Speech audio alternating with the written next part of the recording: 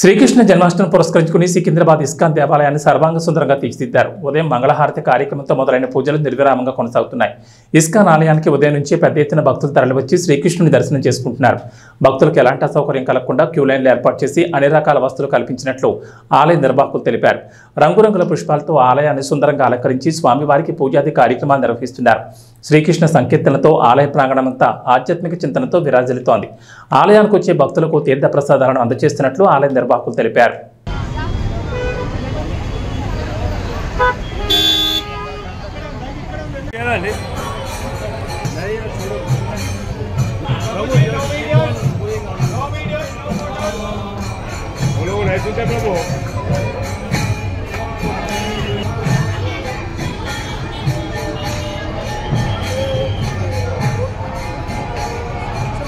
ये चैनल है ये